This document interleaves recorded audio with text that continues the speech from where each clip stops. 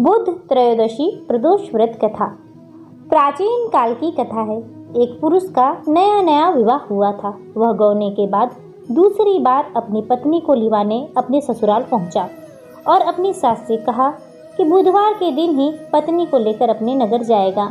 उस पुरुष के सास ससुर ने साले सालियों ने उसको बहुत समझाया कि बुधवार को पत्नी को विदा करा कर ले जाना शुभ नहीं होता, लेकिन वह पुरुष अपनी जिद से टस से मस ना हुआ। विवश होकर सास ससुर ने अपने जमाता को और पुत्री को अभारी मन से विदा किया। पति पत्नी बैलगाड़ी में जा रहे थे। नगर के बाहर निकलते ही पत्नी को प्यास लगी।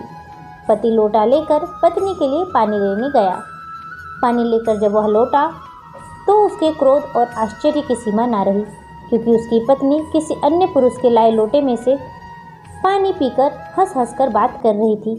क्रोध में आग बबूला होकर वह उस आदमी से झगड़ा करने लगा, मगर यह देखकर उसके आश्चर्य की सीमा ना रही कि उस पुरुष की शक्ल उस आदमी से हूबहू मिलती थी। हम सकल आदमियों को झगड़ते हुए जब काफ़ी देर हो गई तो वहां आने जाने वालों की भीड़ एकत्र हो गई। सिपाही भी आ गया। सिपाही ने स्त्री से पूछा कि इन दोनों में से कौन सा आदमी तुम्हारा पति है। तो वह बेचारी असमंजस में पड़ गई, क्योंकि दोनों की शक्ल एक दूसरे से हूबहू मिलती थी।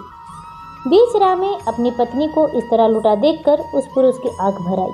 वह शंकर भगवान से प्रार्थना करने लगा कि हे भगवान, आप मेरी और मेरी पत्नी की रक्षा करें। मुझसे बड़ी भूल हुई है जो मैं बुधवार को पत्नी को विदा करा लाया। भविष्य में ऐसा अपराध कदापि नहीं करूँगा। उसकी वह प्रार्थना जैसे ही पूरी हुई कि दूसरा पुरुष अंतर्ध्यान हो गया और वह पुरुष सकुशल अपनी पत्नी के साथ अपने घर पहुंच गया।